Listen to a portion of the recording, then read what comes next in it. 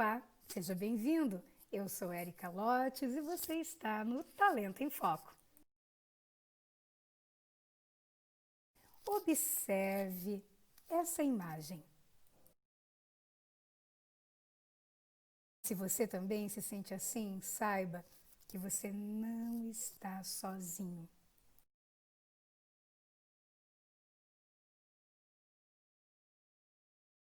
E é por isso que eu trago esse tema hoje, que é fruto aí de uma das andanças literárias, e eu me deparei com o livro Gerenciando a Si Mesmo, da Harvard Business Review, com um artigo muito instigante. Gerencie a sua energia e não o seu tempo. Neste livro, os autores, eles informam uma coisa interessante que nos faz pensar. O nosso tempo, ele é um recurso finito, ele é escasso, mas a nossa energia é um recurso, sim, renovável. E quando nós simplesmente focamos no tempo, que temos que produzir mais e fazer mais, estar com maior produtividade, maior pique, o que vai acontecendo? Nós muitas vezes aumentamos a nossa carga de trabalho, nós fazemos horas e horas ininterruptas, fazemos horas extras, cortamos o lazer, porque afinal de contas, né, eu preciso produzir, então corta o lazer, corta tempo de qualidade com a família, e nós não vamos percebendo que, embora a intenção seja altamente positiva, que é de ser mais produtivo e de realizar mais entregas, nós estamos, na verdade, correndo atrás da borboleta errada. A ideia que esses autores trazem é que, como o tempo é um recurso finito, mas a energia não, se você tiver uma gestão do tempo e se você adotar alguns comportamentos e alguns rituais e fazer desses rituais verdadeiros hábitos, nós conseguimos renovar a nossa energia. E segundo os autores, são 4 as grandes fontes da energia: a energia física, a fonte da energia emocional, a energia mental e a energia espiritual. Então vamos começar pela energia física. Os autores, eles colocam coisas que eu sei, você sabe, todos nós sabemos a importância de cuidar da alimentação, ter uma alimentação balanceada, rica em nutrientes, alimentar com regularidade. E aí uma coisa que é muito interessante, né? Eu acho que um dia eu ainda vou apanhar em restaurante. Eu fico observando como é o processo de mastigação das pessoas. Você já parou para perceber isso? Você já parou para perceber que a maioria das pessoas coloca comida na boca, dá 1, 2, 3 mastigadas e ó, manda para dentro? Pois é, esse é um ponto. A mastigação é fundamental que a cada vez, que a cada bocada, que nós tenhamos pelo menos de 8 a 16 mastigadas antes de engolir. Com isso, nós não sobrecarregamos o sistema digestivo.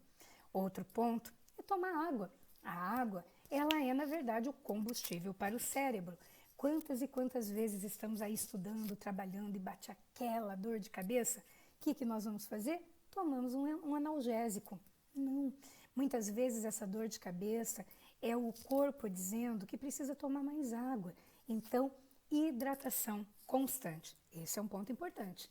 Outro aspecto que os autores trazem no pilar da energia física é a questão do sono. Olhar para a qualidade do sono é fundamental, porque é no período do sono que o nosso organismo libera determinados hormônios e que nós conseguimos sintetizar os aprendizados do dia. Então, é fundamental a qualidade do sono. E aí, um outro ponto, que esse talvez seja desconhecido da maior parte de nós, é a questão, se você realmente quer ser produtivo, é fundamental estabelecer pausas no período de produtividade. Exatamente. E os autores, eles explicam que nós temos uma coisa chamada ciclos ultradianos. Que são ciclos ultradianos? São ciclos de 90 a 120 minutos que nós estamos no nosso pique de energia. Então, nós conseguimos nos manter concentrados e produtivos.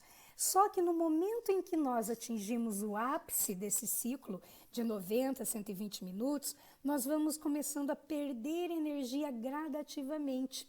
E se com essa coisa de eu tenho que produzir, eu tenho que fazer mais, nós continuamos por 5, 6 horas ininterruptas, sem levantar, sem dar uma pausa, nós vamos entrando num fosso e utilizando uma energia, e ao terminar o dia nós estamos absolutamente esgotados.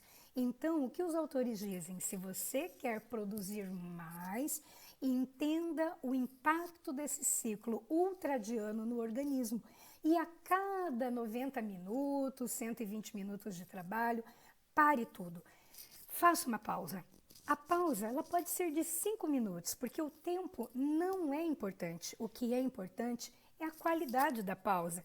Faça alguma coisa que distraia a tua mente, olhe para um outro ponto diferente, vai tomar uma água, vai bater um papo, vê um vídeo legal no celular, você vai estar fazendo uma pausa e vai ajudar muito o teu organismo a entrar em sintonia, o teu objetivo de produtividade, entrar em sintonia com um ciclo teu que é natural. O outro ponto que o autor aborda é a questão da energia emocional. E também é muito interessante, porque assim, não é nada de mirabolante. O que os autores dizem no quesito da energia emocional? A importância de nós cultivarmos emoções positivas. Aí você vai falar para mim, mas esse negócio de autoajuda? Pois é, não é autoajuda. Quando nós começamos a estudar a neurobiologia do cérebro, nós observamos que as emoções positivas, elas ativam circuitos neuronais que não são os mesmos, são completamente diferentes. A circuitaria utilizada é completamente diferente daquela de quando nós estamos olhando para um problema com pessimismo ou com desânimo. E que quando nós estamos com essa circuitaria ativada, nós temos muito mais probabilidade de encontrar soluções para o problema do que quando nós estamos naquela, ai meu Deus, eu preciso arrumar uma solução, ai por que isso foi acontecer comigo, entende? Então é quando você leva o teu cérebro para o campo das possibilidades. Isso é um ponto muito importante. Eu tive a oportunidade de fazer uma formação com o Dr. Philip Strait, que ele é parceiro do Dr. Mart Seligman, que é o precursor da psicologia positiva, que não tem nada a ver com autoajuda. A psicologia positiva, ela tem pesquisa científica séria, ou seja, ela não é uma pseudociência, ela trabalha, com pesquisas em laboratórios. E a psicologia positiva, na verdade, ela é uma área da psicologia que tem por objetivo estudar aquilo que funciona para o ser humano, aquilo que dá bem-estar, aquilo que dá prazer, e não a disfunção. Então, a psicologia positiva, ela não estuda depressão, distúrbios comportamentais, ela não estuda nada disso. Ela estuda simplesmente aquilo que faz a vida valer a pena. E daqueles exercícios que nós praticávamos, eu quero dividir aqui 2 exercícios com você que realmente faz um sentido danado. Primeira questão, o que é importante saber? Nosso cérebro, ele é como se fosse um velcro para coisas ruins. Aquilo vem e gruda. Nós ficamos com aquilo muito tempo remoendo. E é como se fosse um teflon para coisas boas. Acontece e o nosso cérebro deixa ir. Defeito de fabricação? Não, muito pelo contrário. Foi isso que permitiu com que nós chegássemos até aqui. É fundamental que o cérebro coloque o olhar para aquilo que possa ter o perigo, porque o perigo, por exemplo, dos nossos ancestrais, isso é um mecanismo já ancestral, se não fosse essa vigilância, certamente os nossos ancestrais, nós não estaríamos aqui, porque eles teriam virado comida de tigre e dente de sabre. Mas o que acontece? Nós podemos hoje treinar o nosso cérebro a captar essas emoções positivas e fortalecer essas conexões neuronais. Então, o primeiro exercício que para mim fez muito sentido, ao terminar o dia, o comecinho, quando vai dormir, eu sempre me associo em 3 momentos que foram muito bonitos para mim. Então, é o que o Dr. Marty Seligman chama de as 3 bênçãos. Então, o que seriam 3 bênçãos? É fazer um flashback do dia e lembrar de 3 momentos que me fizeram sorrir, que foram momentos de felicidade. Isso pode ser, né, a sensação gostosa que é de você ser gentil com alguém. Isso pode ser um sorriso, um telefonema inesperado. E aí, o que ele diz? Recupere esse momento na tua mente e sinta ele novamente. Você vai estar fortalecendo as conexões neuronais voltadas às emoções positivas. Um outro ponto muito interessante que ele coloca, é que o Dr. Seligman comenta, que os nossos estados positivos, eles são voltados ao passado, ao presente e ao futuro. Estados positivos voltados ao passado, perdão e a gratidão. Estados positivos voltados ao futuro, a fé, a esperança, o otimismo, cérebro do otimista ali. Estados positivos voltados ao presente podem ser aqueles prazeres menores, que são as sensações físicas, tomar um banho quente, comer uma comida gostosa, sentir um cheiro que te transporta lá para a sua infância. Ou então, as emoções presentes superiores. Você está num papo muito legal com alguém, está assistindo um filme bacana, está ouvindo uma música. Tudo isso é fonte de emoção positiva. E voltando à questão, né, o primeiro exercício são as 3 bênçãos. O segundo exercício que ele deu e que realmente é um exercício muito poderoso para trabalhar as emoções positivas é a questão das cartas de gratidão. Você já parou para pensar que nós somos o que nós somos hoje por conta da interação com um grande número de pessoas, interações positivas, interações não tão positivas assim? Por exemplo, eu sou imensamente grata à minha mãe por todas as escolhas que ela fez, por tudo que ela fez, para que eu pudesse estudar sempre em bons colégios, para que eu pudesse me formar no balé, para que eu pudesse escrever o meu primeiro livro. Então, eu sou muito grata a ela por todo esse apoio. Mas eu também sou muito grata a pessoas que me colocaram muitas dificuldades no caminho, porque ao me colocar dificuldades no caminho, elas me obrigaram a desenvolver competências que naquele momento eu não tinha. Então, o que é a carta de gratidão? É você escolher uma pessoa. Ela pode estar viva entre nós ou já não estar mais entre nós.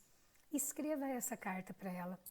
Diga a ela, eu fico até muito emocionada, diga a ela o quanto você é grato por aquilo que ela fez. Talvez ela não tenha a menor ideia de que aquele comportamento ou que um apoio que ela deu para você num determinado momento tenha feito tanto sentido na sua vida. Se essa pessoa for viva, ligue para ela, convide para um café ou entregue essa carta pessoalmente ou mande essa carta pelo correio. O Dr. Marty Seligman fez essa experiência com os universitários e ele pediu para que um grupo de universitários escrevesse essa carta e que convidassem essas pessoas da carta de gratidão para que viessem na aula, para que pudessem receber essas cartas. E foi um momento muito sublime para todo mundo, de ver como a gratidão, ela une as pessoas, o quanto a gratidão ela faz bem tanto a quem recebe quanto a quem oferece. Então, esses são dois exercícios da psicologia positiva para trabalhar as emoções positivas. E voltando aos autores do livro, do artigo, o McCarthy e o Schwartz, o que eles colocam? Que para você trabalhar a tua energia emocional, eles sugerem que você passe todos os eventos que te acontecem pelas 3 lentes. Isso mesmo. Para quem curte fotografia, pense, né, que tem a teleobjetiva, que tem a reversa e tudo mais. Então, primeira lente que ele coloca, tudo que te acontece quando alguém te chateia ou quando um evento não sai como você gostaria, primeira lente que ele recomenda, passe pela lente reversa. O que é a lente reversa? É a lente da empatia. A lente da empatia nada mais é do que você olhar, fazer um exercício mental e olhar aquela situação aos olhos do outro. O que o outro está enxergando, qual é o valor, qual é a intenção positiva que tem por trás daquele comportamento. Então, a lente reversa é você se colocar no lugar do outro. Lembrando aqui da minha mãe, e às vezes eu levava umas palmadinhas um dia sim, o outro também. E qual é a lente reversa, né? O comportamento era legal? Não, eu não gostava. Eu não gostava, não, de ser repreendida. E às vezes, né, aquilo me chateava. Mas se eu for olhar qual era a intenção positiva que ela tinha ao me repreender naquele momento, ela estava me educando e ela estava fazendo aquilo da maneira como ela sabia fazer. Então, isso dá muito lugar para que eu seja grata, ao invés de nutrir raiva ou rancor, porque em determinados momentos da vida ela estabeleceu limites ou ela me chamou a atenção, percebe? Isso é a lente reversa, é você olhar para a intenção positiva por trás daquele comportamento. Um cliente chega gritando. Gritar não é um comportamento, talvez, muito adequado para produzir emoções positivas. Então, ao invés de julgar esse cliente, pô, onde já se viu chegar aqui gritando, que tal usar a lente reversa? Como seria o uso da lente reversa nesse caso? Qual é a intenção positiva de quem grita? Certamente é ser ouvido. E você já imaginou a diferença que faz se você trabalhar o teu comportamento à luz daquilo, da intenção e não do comportamento dele? Porque se você reagir comportamento a comportamento, você vai gritar também e ninguém mais vai se ouvir. Mas se você reagir à intenção positiva, que é ser ouvido, você muda toda a sequência dos acontecimentos para frente. Então, essa é uma lente. A outra lente, muito interessante, é olhar aquela lente a partir do ângulo panorâmico, tá? Vamos olhar aqui o que esse evento vai significar para mim daqui a 6 meses, daqui a um ano. Se daqui a um ano, você vai lá no futuro, se lá na frente aquilo esvaziou, não faz sentido, será que vale a pena você carregar aquela rusga, aquela picuinha por uma coisa tão pequena? Né? Então, que importância isso vai ter para mim daqui a 6 meses, daqui a um ano, daqui a 20 anos? Importância nenhuma. Então, você alivia o conteúdo. E o outro ponto é aquela lente, a teleobjetiva, né? Independente do resultado, é aquela que dá o foco. Independente do resultado, o que eu aprendo com isso? Independente de ter acontecido coisas que talvez eu não fico feliz, o que eu aprendo? O que isso me faz mais forte? Com isso, os autores colocam que nós conseguimos dar uma turbinada na nossa energia emocional. O outro pilar da energia, segundo os autores, é a energia mental. Essa energia mental, ela é muito interessante mesmo, porque o que acontece, né? Quantos de nós vivemos à beira de um ataque de nervos, à beira de estresse, numa rodinha de hamster, correndo e não saindo do lugar, e cada vez mais estressados e cada vez com mais e mais pilhas de papéis e de demandas para responder. Se você se identificou, é isso mesmo. E aí, ele coloca o seguinte: se nós realmente queremos ter energia mental, algumas coisas são fundamentais, que a gente trabalhe a questão do foco, da clareza e da prioridade. É fundamental aprendermos a priorizar. Grande parte do nosso estresse do dia a dia talvez seja o convite a conhecer o que é priorizar efetivamente, né? Então, primeiro ponto para a energia mental é ter a clareza de tudo aquilo que você faz durante o teu dia e para onde é que vai esse tempo. Muitos de nós somos muito doadores e encontramos pessoas que são tomadoras. Então, são pessoas que elas querem saber o que você pode fazer por elas. E existem pessoas que são muito doadoras, elas querem fazer o melhor para o outro.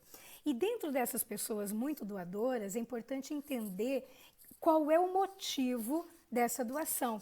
Muitas vezes, aquela pessoa que ela é extremamente doadora, o motivo dela não saber falar não é porque ela quer agradar, porque ela imagina, da pessoa pode não gostar mais de mim, e ela acaba não fazendo as demandas dela para poder cuidar das demandas alheias. E aí o que acontece? O resultado dela está sempre estagnado, né? Então, esse ponto é importante, que nós aprendamos a ser, como os autores dizem, que são doadores deselegantes. Quem é o doador deselegante? É aquele que sabe dizer não.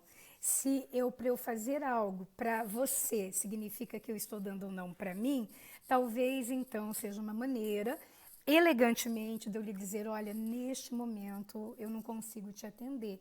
Posso passar para tal pessoa que talvez possa te ajudar, ou você pode entrar em contato comigo na próxima semana, né? Enfim, sendo elegante. Então, colocar todas as suas atividades, identificar as prioridades. Então, existem outros autores, como o Allen, que ele coloca 5 prioridades. A prioridade 1 são as essenciais, que é aquilo, tudo que você tem que fazer, que se você não fizer no momento, ou vai dar ruins para você, ou vai dar ruins para alguém, é alguém que está precisando daquilo. Então, um telefonema, um e-mail, um documento, cumprir um prazo, isso é essencial, tem que ser feito. Segundo P2, que é o importante. O importante, ele não tem um prazo urgente para acontecer. Só que se você não colocá-lo na tua lista de planejamento, daqui a pouco ele vai virar urgente. E qual que é o problema? Nós vamos viver apagando incêndios. Então, se nós vivemos apagando muito incêndios, isso significa que talvez nós estejamos precisando abraçar as prioridades importantes e colocá-las no nosso planejamento. P3 seriam as prioridades desejáveis. É tudo aquilo que você pode fazer para melhorar. Então, se você não fizer, não vai ter prejuízo, mas se você fizer, você vai ter um ganho, novamente no planejamento. P4 são as prioridades circunstanciais. São aquelas que não estão previstas, mas elas vão acontecer no nosso dia. Então, o que acontece? É um telefonema, é uma demanda de um amigo, e é fundamental que você tenha no teu dia um bloco para atender essas prioridades circunstanciais. E por último, as triviais. Essas levam o nosso tempo assim, que são aquelas que não produzem objetivo nenhum e que só faz perder tempo mesmo, né? Então é importante olhar isso, classificar as prioridades, utilizar assim instrumentos, ferramentas que nos ajudem a nos organizar, como por exemplo alguns aplicativos, exemplo do Twist, do Todoist, do Toggle, do próprio Trello, né, que são ferramentas que nós vamos organizando os nossos projetos. E aí, voltando aos autores Schwartz e McCarthy, o que eles dizem? Que é fundamental que a gente estabeleça qual é a prioridade do dia seguinte, qual é aquela ação que eu preciso fazer imediatamente para deixar o meu dia muito mais leve. E aí também, compartilhando com outros autores, para liberar um pouco dessa energia mental, né, e trabalhar a questão da procrastinação, que muitas vezes nós procrastinamos ou porque não sabemos fazer, ou porque não gostamos, porque não temos informações adequadas, ou pelo próprio presentismo. Eu não quero fazer porque a minha vontade presente tem prazer em outra coisa. Por isso a importância de ter o propósito. E aí trabalhar com 2 ferramentas bem bacanas, que é a lei dos 2 minutos. Se aquilo que você precisa fazer leva menos de 2 minutos para ser executado, faça agora, porque você vai estar livre daquilo. E qual é o bom ganho de estar livre disso? As atividades que ficam abertas na nossa mente, que nós sabemos que temos que fazer, mas não fazemos, elas levam muito a nossa energia. Elas drenam a nossa energia mental. Então, a lei dos 2 minutos, você vai liberando coisas e você vai dando verdadeiro presente para o teu eu do futuro. Porque tudo aquilo que o teu eu do presente não resolve, é o eu do futuro que tem que dar conta. Então, antes de protelar algo, pense no seu eu do futuro e veja que trabalheira que ele vai ter. Se não é mais fácil resolver com a lei dos 2 minutos. E o outro ponto também, se você tem trabalho intelectual e pode fazer isso, estabelecer blocos de tempo na sua agenda. Por exemplo, eu sou escritora, escrevo artigos, trabalho com os meus clientes. Então, é importante entender em que momento eu sou mais produtiva para escrever. É de manhã. Então, de manhã, eu seleciono aquele bloco de tempo e a minha concentração é toda para aquela. Então, nós organizamos a nossa atividade.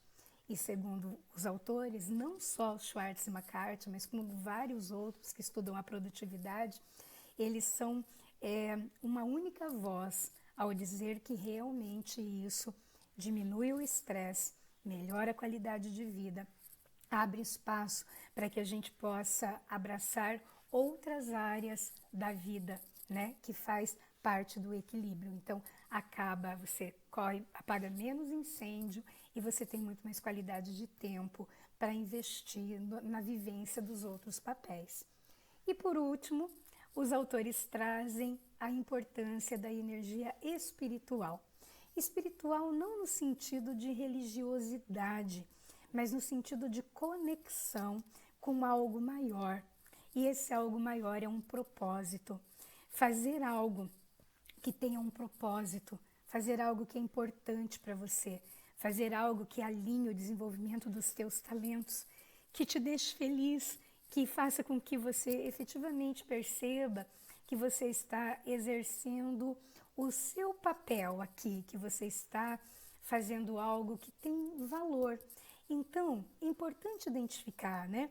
Quais são os seus talentos, o que você gosta de fazer, dentro dos teus talentos, como que você pode efetivamente contribuir.